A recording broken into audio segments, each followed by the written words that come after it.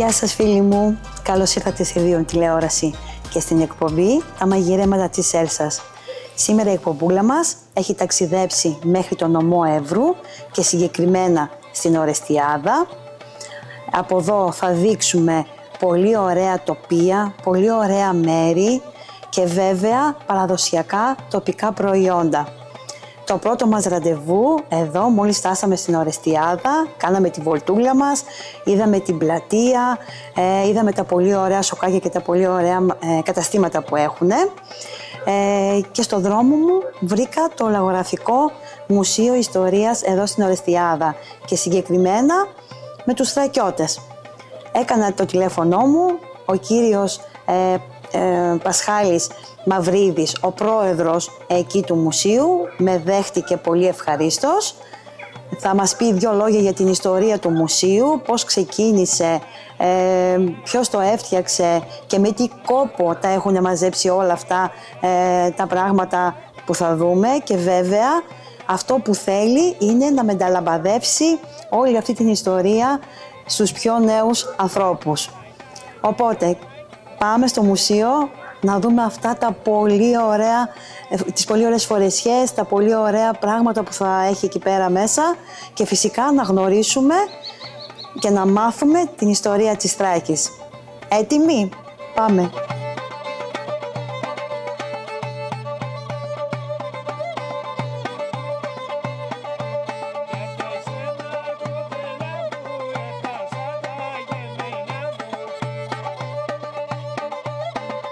Η πόλη μας, το όνομά της το οφείλει στον Ορέστη, στο γιο του Αγαμέμνονα, που ήταν μητροκτόνος και τον κυνηγούσαν οι ερηνίες. Γι' αυτό πήγε στο μαντίο των Δελφών και ρώτησε τι πρέπει να κάνει για να ιαθεί. Και το μαντίο των Δελφών του είπε πως πρέπει να αρρωστεί στη συμβολή τριών ποταμών. Πράγματι, ο Ορέστης έφτασε εδώ στο Βόρειο Αιγαίο, ο Εύρος ποταμός τότε ήταν πλουτός, έφτασε εδώ που ονώνονται τρία ποτάμια, που είναι ο Εύρος, ο Άρδας που έρχεται από τη Βουλγαρία και ο Τότζος που έρχεται από την Τουρκία, αλλά πηγάζει και αυτός από τη Βουλγαρία. Λούστηκε, θεραπεύτηκε και εκεί κοντά ήταν ένας οικισμός στον οποίο έδωσε το όνομά του. Ο Ορέστη τον έλεγαν, Ορεστιάδα ονόμασε αυτόν τον οικισμό.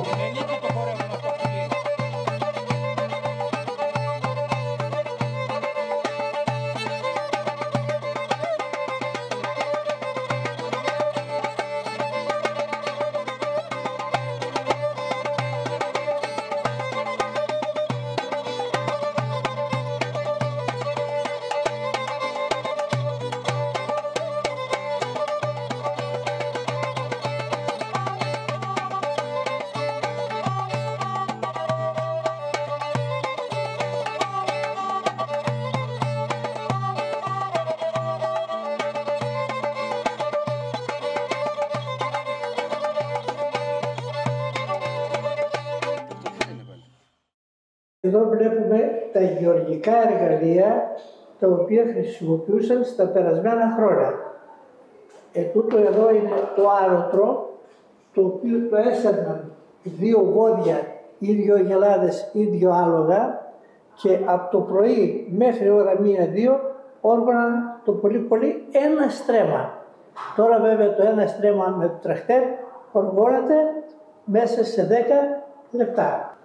Αφού όργωναν το χωράφι, έπαιρναν το σιτάρι, το οποίο βλέπουμε εδώ, το πετούσαν στο απαλό χώμα, φύτρωνε την άνοιξη και συνεχεία τον Ιούνιο μήνα έβαζαν στο ένα χέρι ετούτο το εργαλείο που λέγεται παλαμάρκα και στο άλλο χέρι το δρεπάνι το οποίο βλέπουμε εκεί επάνω και θέριζαν το σιτάρι, το έκαναν δεμάτια και το έδιναν μάλιστα όχι με σπάγκο, αλλά με τα ίδια τα στάχια.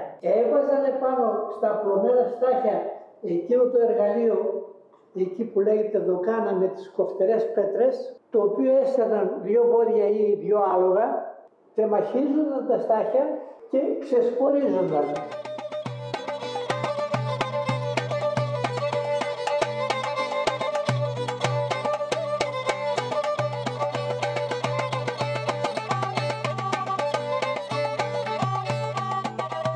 Εκτός από το σιτάρι που είδατε, καλλιεργούσαν και το σκουπόχορτο. Γινόταν 3 μέτρα περίπου ψηλό. Το κόβαν από κάτω, συνεχεία με δεύτερο κόψιμο, έκοβαν το επάνω μέρος, το θύσανο που είχε το σπόρο. Τα πρώτα χρόνια με ένα πριόνι έξυναν το θύσανο και έφευγε ο σπόρος. Αργότερα ένα ξύπνιο μυαλό έφτιαξε αυτόν τον κύλινδρο, τον οποίο τοποθέτησαν επάνω σε αμάξι και με ένα βενζινοκίνητο ή πετρελαιοκίνητο μηχανάκι περιστρέφονταν και έτσι ξεσπορίζονταν ο σπόρος από το θύσανο.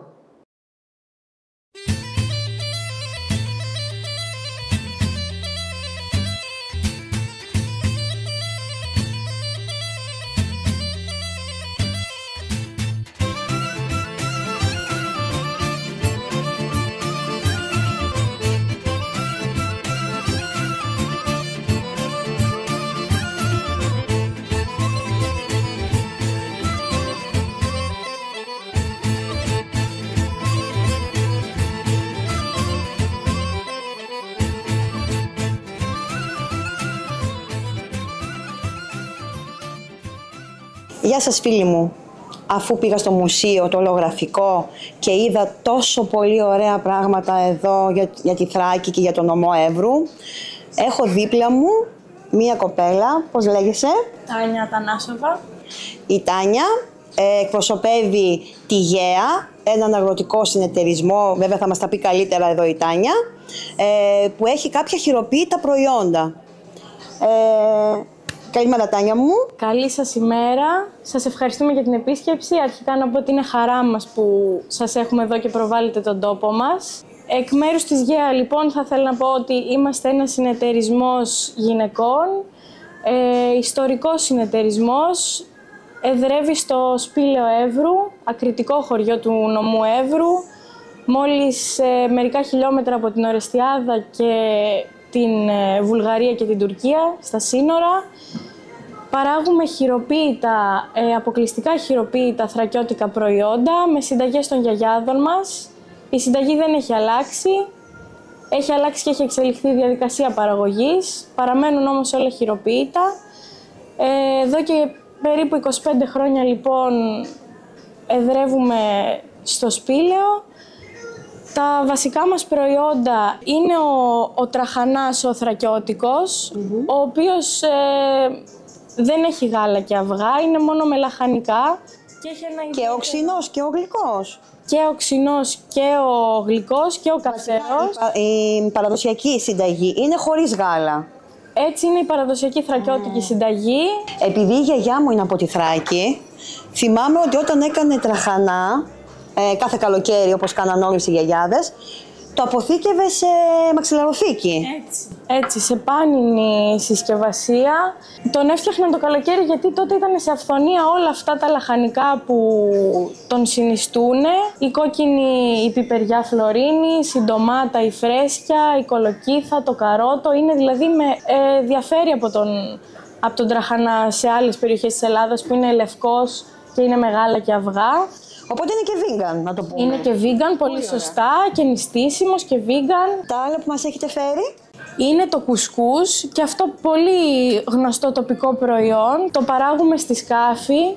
Δεν είναι το κλασικό κουσκούς που κυκλοφορεί στο εμπόριο. Χρειάζεται πολλές ώρες να παρασκευαστεί. Η γυναίκα κάνει κυκλικές κινήσεις στην ξύλινη σκάφη, όπως με τον τρόπο και την τεχνική που έκαναν οι γιαγιάδες μας. Είναι καθεαυτού χειροποίητα. Ναι, χωρίς καθόλου χρήση μηχανημάτων. Επομένως είναι το κουσκούς. Το ουμάτς είναι ένα... Αυτό θέλω να μου πεις, τι είναι το ουμάτς. Είναι ένα ιδιαίτερο προϊόν, δεν είναι πολύ γνωστό, ενώ ο τραχανάς και το κουσκούς είναι πολύ γνωστά προϊόντα. Το ουμάτς είναι ζυμαρικό κι αυτό. Είναι μεγάλα και αυγά λευκό, δεν έχει τα λαχανικά του τραχανά, είναι σαν το κουσκούς, αλλά είναι η διαδικασία παρασκευής του διαφορετική. Από ένα κόσκινο περνάει το ζυμαρικό και βγαίνουν κάποια τριφτάρια, τα λέμε. Σαν τριφτάρια, μάλιστα. Δεν είναι αυτό το στρόγγυλο, το κουσκουσάκι που γίνεται. Είναι τριφτάρια και είναι ένας εύπεπτος χυλός, ιδανικό για μωρά και ηλικιωμένους. Δηλαδή παλιά αυτό το δίνανε σε μωρά, σαν ας πούμε τη φρουτόκραμα, την κρέμα. Ναι, και πρωινό και βραδινό. Ήταν έτσι ένας ζεστός χυλός, ό,τι πρέπει για το χειμώνα. Και φυσικά για το στομάχι, Ναι, έτσι. ναι. Αν ο τραχανάς είναι μία, αυτό θα είναι 10, ας πούμε. Ακριβώς, ναι. Να μου πεις και για τα υφκάδια. Είναι οι χυλοπίτες που μπορεί να γνωρίζουν πολλοί. Εμείς τα λέμε υφκάδια, γιουφκάδες. Ανοίγουν οι γυναίκες παρέα το φύλλο. Στη συνέχεια το ψήνουν στο σάτς, το σκεύος που ψήνει το φύλλο. Ουσιαστικά είναι σχεδόν έτοιμα για βράσιμο. Θέλουν μόνο μερικά λεπτά για να ετοιμαστούν. Τα κόβουμε σε αυτό το σχήμα, σε λωρίδες. Πάλι τα ξεραίνουμε και είναι έτοιμα να τα απολαύσετε. Πάρα πολύ ωραία. Ο συνεταιρισμός πόσο χρόνια έχει? Ο συνεταιρισμός λειτουργεί τα τελευταία 25 χρόνια. Είναι από τους μακροβιότερους συνεταιρισμούς στην Ελλάδα. Η ιδρύτρια είναι η μητέρα σου? Η μητέρα μου είναι πρόεδρος του συνεταιρισμού, η Ζωή Φραγκούδη, από τα ιδρυτικά μέλη και πρόεδρος του συνεταιρισμού από την αρχή του μέχρι και σήμερα. Εργάζεται αδιάλειπτα για το συνεταιρισμό. Πόσες γυναίκες περίπου είναι ενεργές? Απασχολούνται γύρω στις 10 γυναίκες. Με τα χρυσά τους χέρια. Με τα χρυσά τους χέρια ακριβώς, άξιες, μικρές και μεγάλες. Έχουμε...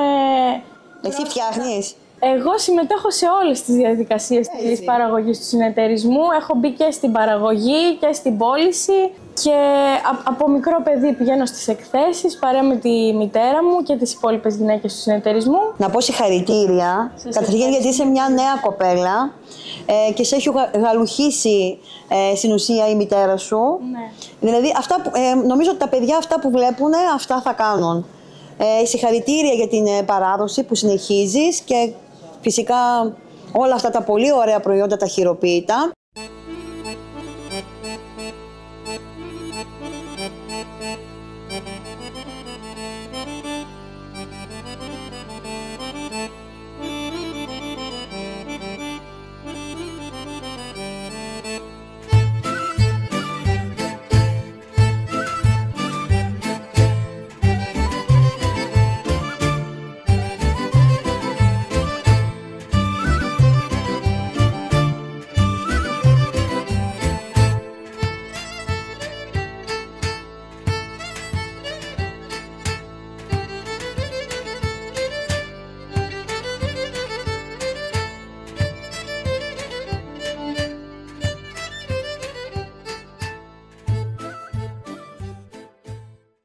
Φίλοι μου, μετά τις συναντήσεις που είχα εδώ στην Ορεστιάδα, στο νομό Εύρου, από το μουσείο που πήγαμε και φυσικά τη συνάντησή μας με τον συνεταιρισμό γυναικών τη Γαία, που πήρα αυτά τα πολύ ωραία χειροποίητα προϊόντα τους, ενώ περπατούσα είδα έναν παλιό σιδηροδρομικό σταθμό εδώ στην Ορεστιάδα. Οπότε πριν έρθω εδώ στην Ορεστιάδα είχα περάσει από το Σουφλί, από την πόλη του Μεταξιού. Και σταμάτησα στην οικογένεια Τιάκα, στο κρεοπωλείο που έχουν και στο Σουφλί και πήρα αυτό το πολύ ωραίο λουκάνικο που το λένε, εδώ το παραδοσιακό, το λένε πέταλο. Οπότε λέω, δεν κάνω μια συνταγούλα να δείξω στους αγαπημένους φίλους μου. Λοιπόν, πάμε για τα υλικά. Τα υλικά μας είναι 250 γραμμάρια υφκάδια, από εδώ από το συνεταιρισμό γυναικών. Έχουμε μια σκελίδα σκόρδο, από εδώ από τη Νέα Βύσα, που έχω ακούσει πολλά για αυτά τα σκόρδα, οπότε είπα να πάρω να το βάλω και αυτό στην θηρακιώτικη αυτή τη συνταγή. Σχεδόν ένα τετραγωνάκι βουτυράκι γύρω στα 50 γραμμάρια, φρέσκο βούτυρο έχω πάρει από εδώ, αλατάκι, θυμάρι και φυσικά το πέταλο, το λουκάνικο από την οικογένεια Τιάκα και από το Σουφλί. Εγώ έχω βάλει σε ένα κατσαρολάκι εδώ 500 ml νεράκι να βράζει για να μαγειρέψουμε τα υφκάδια μας και έχω ξεκινήσει και κόβω το λουκάνικο, το πέταλο, έτσι σε μεγάλα πολύ ωραία κομμάτια για να το βάλουμε μετά με το τηγανάκι και όλα αυτά να τσιγαριστούν και να βγάλουν μια πολύ ωραία γεύση στο φαγητό μας. Τα κόβουμε όλα σε μεγάλα κομμάτια. Πολύ ωραία. Ένα πέταλο είναι αρκετό για τη συνταγούλα μας. Αφού περιμένουμε να βράσει το νεράκι, να σας πω δύο λόγια φίλοι μου για εδώ, για τον σταθμό. Ο παλιός σταθμός χτίστηκε το 1928 και έδωσε όθηση στην πόλη που με την εγκατάσταση των προσφύγων από την Αδριανούπολη μετατράπηκε σε εμπορικό και κοινωνικό κέντρο της περιοχής. Το 1996 εγκαινιάστηκε ο νέος σταθμός. Μα ο παλιός δεν θα ξαναδεί ποτέ τα τρένα να περνούν. Εμείς θα κάνουμε μια πατέντα, επειδή μαγειρεύουμε και στη φύση έξω. Οπότε θα βάλω το τηγανάκι από πάνω να λειτουργήσει σαν μπεν μαρί και θα ρίξω το βουτυράκι. Είπαμε γύρω στα 50 γραμμάρια. Απλά θέλουμε μόνο να λιώσει το βουτυράκι. Να το έχω έτοιμο για την επόμενη συνταγή έτσι.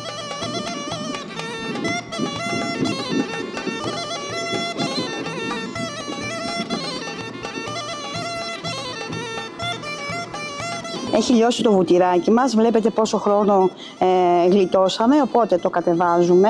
Βάζουμε ένα πιατάκι επάνω, να μας μείνει ζεστό και βλέπουμε ότι έχει βράσει το νεράκι μας. Έχω ρίξει και μια τσιμπιά αλατάκι και ρίχνουμε τα ιφκάδια. Αυτά είναι 500 γραμμάρια, τώρα εμείς θα ρίξουμε τα μισά, 250 γραμμάρια. Θα τα βράσουμε για 5-6 λεπτάκια. Και θα κρατήσουμε το ζουμάκι, δεν το πετάμε το ζουμάκι μας.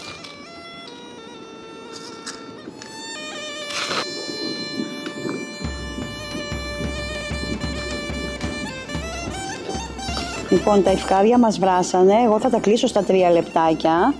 Θα τα αφήσω λίγο μέσα στο ζεστό νεράκι για να τα ενσωματώσω μετά με τα υπόλοιπα υλικά.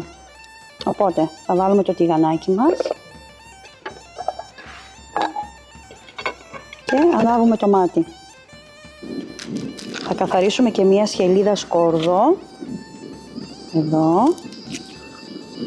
Το βουτυράκι μας, επειδή το είχαμε ήδη λιωμένο, οπότε είναι έτοιμο.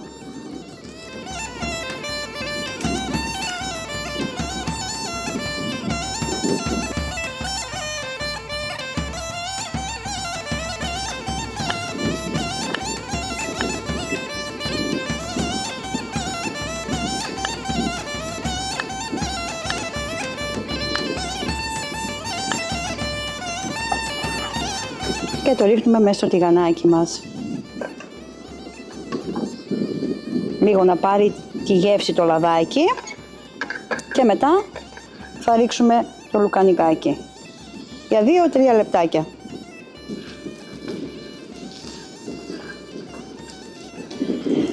Τώρα θα ρίξουμε το λουκανικάκι μας. Λίγο έτσι να πάρει χρωματάκι.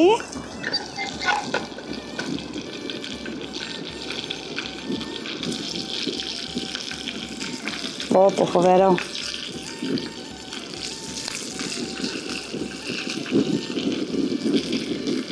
Λίγο από τη μία να κοκκινήσει και λίγο από την άλλη.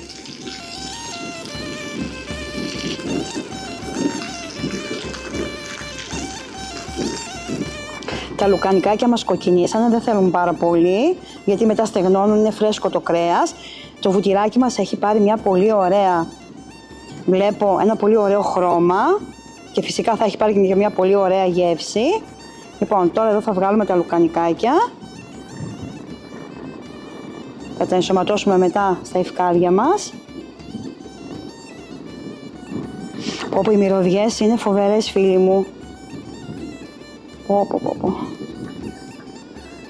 Λοιπόν, σε αυτό το πολύ ωραίο και αρωματικό τώρα βουτυράκι που έχουμε, ρίχνουμε μία πρέζα καλή θυμαράκι ή φρέσκο ή αποξεραμένο και μόλις λίγο ακόμα ζεσταθεί θα ρίξουμε τα ιφκάδια μέσα. Ωραία, ρίχνουμε τα ιφκάδια μας. Στην ουσία θέλουμε λίγο να βουτυρώσουν. Δεν θέλουμε να τηγανιστούν, ας πούμε, έτσι, λίγο να βουτυρώσουν. Κοιτάξτε πόσο ωραία. Τι μυρωδιές είναι αυτές, φίλοι μου. Λοιπόν, οπότε ρίχνουμε όλα τα ιφκάδια μας, τα ανακατεύουμε για 1-2 λεπτάκια και σερβίρουμε. Οι μυρωδιές είναι φοβερές, φίλοι μου. Για να δοκιμάσουμε. Και η γεύση τρομερή. Πάμε να σερβίρουμε. Πήραμε το πιατάκι μας, σερβιρίσαμε τα πολύ ωραία ιφκάδια μας και από πάνω θα ρίξουμε το πολύ ωραίο λουκανικάκι. Όπου οι μυρωδιές είναι φοβερές. Νομίζω δεν χρειάζεται τίποτα παραπάνω.